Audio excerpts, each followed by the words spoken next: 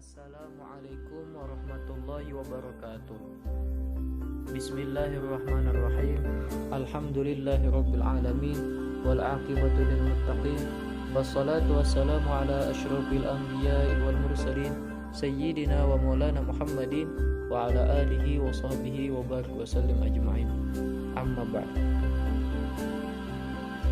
Di sini kami dari kelompok 6 yang beranggotakan Ahmad Baihaqi, NPM 21125567, An-Nisa, NPM 21125572, Khuzaimah, NPM 21125576, dan Nur Aulia, NPM 21125594. Ingin mempresentasikan dari hasil diskusi kami dari mata kuliah usul fikih yang berjudul Istishab dengan dosen pengampu Bapak Hamdiani MPD. Perkenalkan, nama ulun Ahmad Baihaqi, NPM 21125567. Pembahasan pengertian istishab. Istishab secara etimologi berasal dari kata istashaba dalam sigat istif'al yang bermakna as-sahabatu istimrar. Kalau kata as-sahabah diartikan sahabat atau teman, dan istimrar diartikan selalu atau terus-menerus. Maka istishab secara lugawi atau secara bahasa Arab artinya selalu menemani atau selalu menyertai. Sedangkan pengertian istishab secara terminologi para ulama usul fikih berbeda-beda dalam penyusun redaksinya, sekalipun secara substantif mengarah pada makna yang sama. Untuk memberikan gambaran utuh tentang istishab, perlu dikemukakan contoh istishab dalam kedua bentuknya, subut dan nafi. Pertama, bila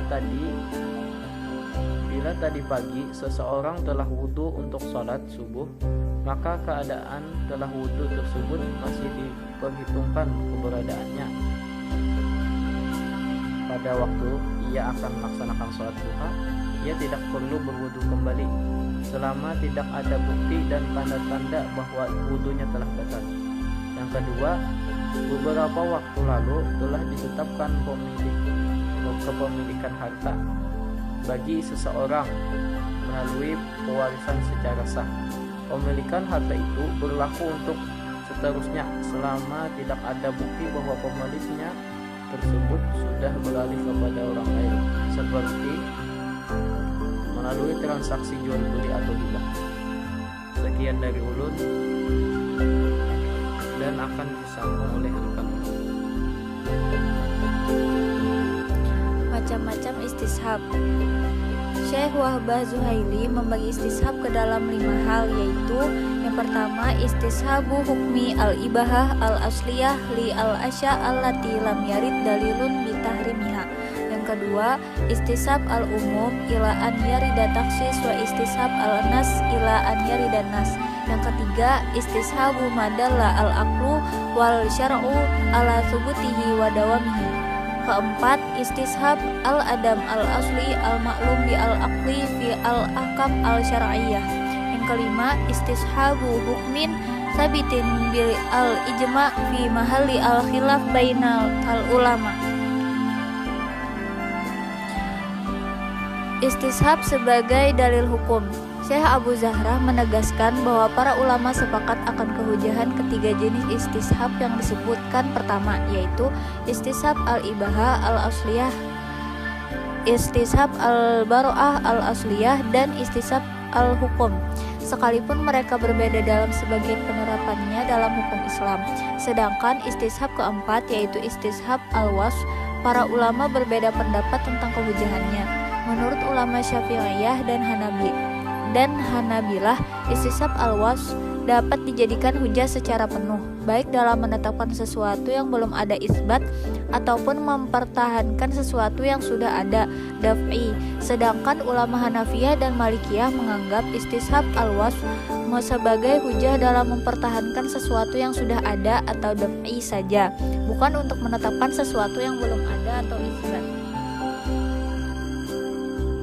Perkenalkan, nama saya Khuzaimah, NPM 21125576. Di sini saya akan menjelaskan tentang pengaruh istishab terhadap perbedaan ulama. Sebagaimana disebutkan di atas bahwa ulama berbeda pendapat tentang penggunaan istishab. Mayoritas ulama mazhab Maliki, Syafi'i, dan Hambali menyatakan bahwa istishab merupakan hujjah secara penuh baik dalam mempertahankan sesuatu yang sudah ada, daf'i, maupun menetapkan sesuatu yang belum ada, isbat. Sedangkan ulama mutaakhirin dari mazhab Hanafi berpendapat istishab merupakan hujjah dalam mempertahankan sesuatu yang sudah ada, daf'i. Sementara mayoritas ulama mazhab Hanafi sebagian ulama mazhab Syafi'i dan sekelompok ulama ilmu kalam berpendapat istishab bukan merupakan hujjah.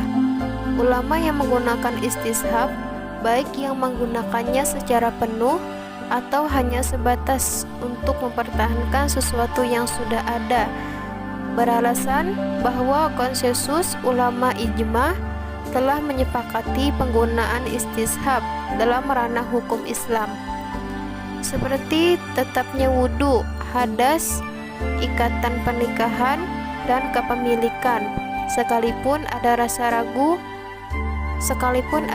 ragu-ragu akan hilangnya hal-hal tersebut. Selanjutnya, perbedaan pandangan ulama tentang penggunaan istishab dalam ijtihad di atas ternyata menyebabkan perbedaan pandangan mereka dalam hukum Islam, seperti dalam kasus-kasus sebagai berikut.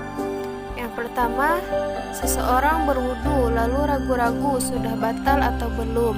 Yang kedua, wudu karena keluarnya sesuatu dari selain kubur maupun dubur. Yang ketiga, suami menceraikan istrinya talak 1 atau 3. Yang keempat, hukum tayamum seseorang yang mendapatkan air ketika sedang sholat. Dan yang terakhir, suami menceraikan salah satu dari kedua istrinya.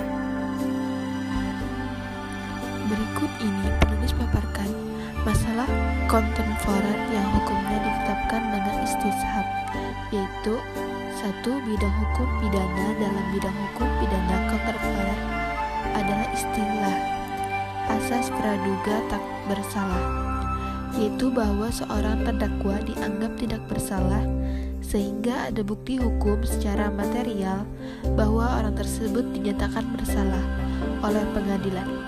Asas praduga tak bersalah ini relevan dengan konsep istishab al-baro'ah al-asliyah, yaitu istishab yang didasarkan atas prinsip bahwa pada dasarnya manusia bebas dari beban sampai adanya dalil yang merubah status tersebut. 2. Bidang hukum perkawinan setiap orang laki-laki dan perempuan secara perdata. Tidak terdapat hubungan hak dan kewajiban sebelum keduanya dapat membuktikan bahwa keduanya telah mengadakan akad nikah yang dibuktikan dengan bukti hukum seperti akte nikah. Dengan demikian, hukum asal hubungan antara keduanya adalah bebas dan tidak terikat. Aturan ini relevan dengan konsep istishab al-baro'ah al-asliyah. Kesimpulan, istishab adalah menetapkan hukum atas masalah hukum yang kedua berdasarkan hukum yang pertama karena tidak ditemukan dalil yang merubahnya. Mayoritas ulama dari mazhab Maliki, Syafi'i, dan Hambali menyatakan bahwa istishab merupakan hujjah secara penuh, baik dalam mempertahankan sesuatu yang sudah ada, daf'i, maupun menetapkan sesuatu yang belum ada, isbat. Sedangkan ulama mutaakhirin dari mazhab Hanafi, diantaranya Imam Abu Jaid dan Syadrul Islam Abu Yurs, berpendapat istishab merupakan hujjah dalam mempertahankan sesuatu yang sudah ada, bukan menetapkan sesuatu yang belum ada. Berbeda dengan kedua kelompok ulama di atas, mayoritas ulama mazhab Hanafi, sebagian ulama mazhab Syafi'i, Abdul Husain al-Basyri, dan sekelompok ulama ilmu kalam berpendapat istishab bukan merupakan hujjah sama sekali, baik dalam mempertahankan sesuatu yang sudah ada maupun menetapkan sesuatu yang belum ada. Mungkin hanya itu yang bisa kami sampaikan. Terima kasih atas perhatiannya. Wassalamualaikum warahmatullahi wabarakatuh.